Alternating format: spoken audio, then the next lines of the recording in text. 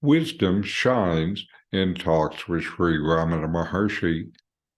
My comments bring this profound wisdom into your experience. I'm Richard. Welcome. I'm reviewing and commenting on the book Talks with Sri Ramana Maharshi. Today is Talk 206. Mr. B.C. Das, a lecturer in physics at Allahabad University, asks, does not intellect rise and fall with the man? Maharshi, whose is the intellect?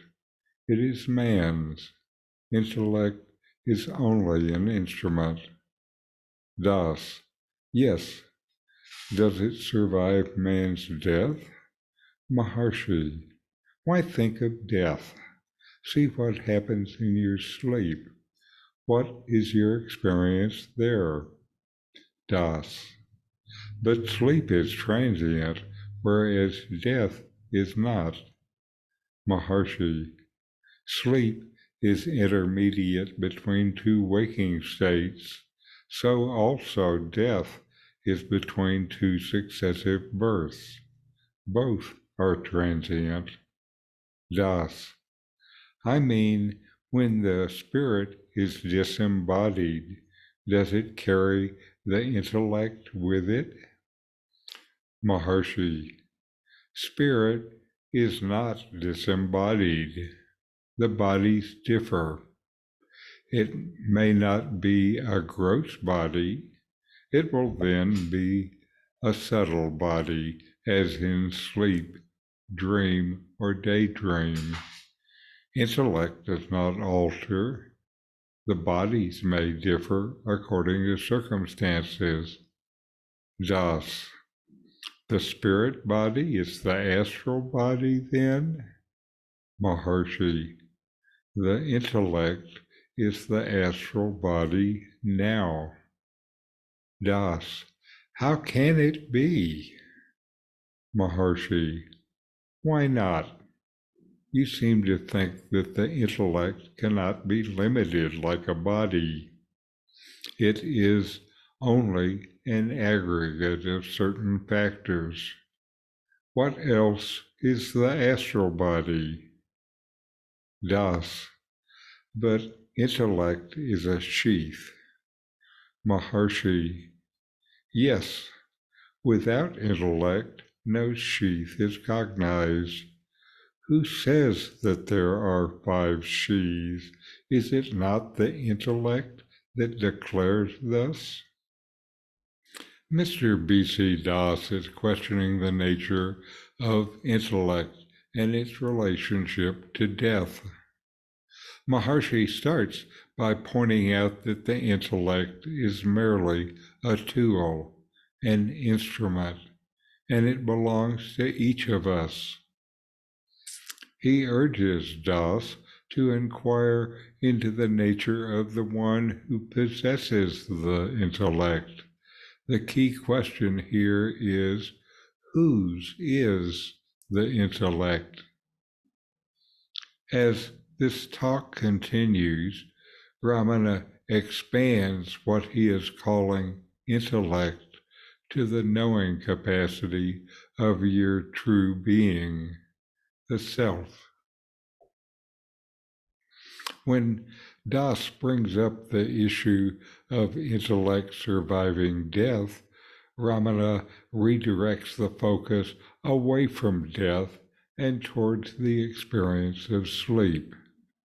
He suggests looking into what happens during sleep, emphasizing that it is an intermediate state between two states, waking and dreaming.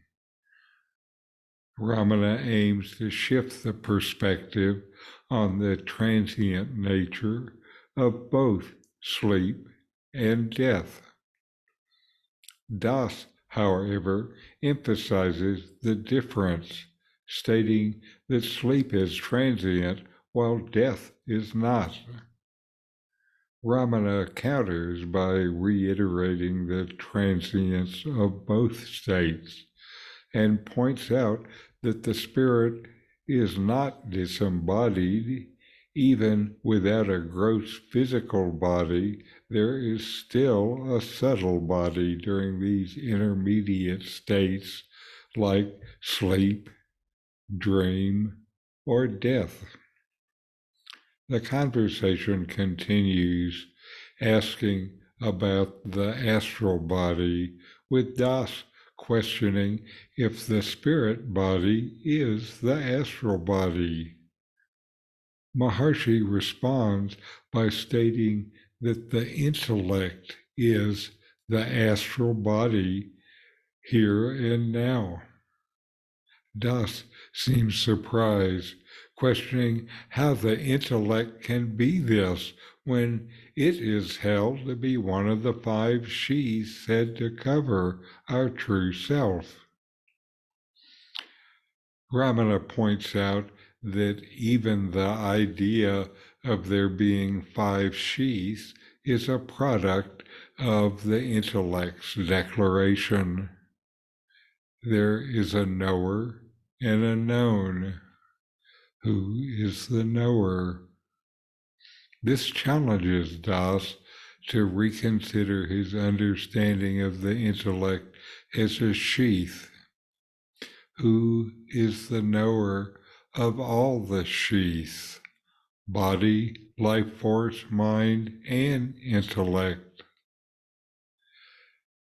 Ramana Maharshi encourages a deeper inquiry into the nature of the self and challenges conventional notions.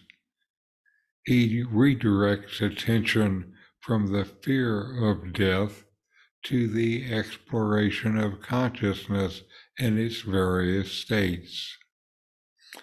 This dialogue serves as an invitation to transcend mental limitations and know the self, yourself, the only self that there is. So inquire, know yourself, and be always free and at peace. These videos help bring Ramana Maharshi's teachings into your direct experience. Subscribe now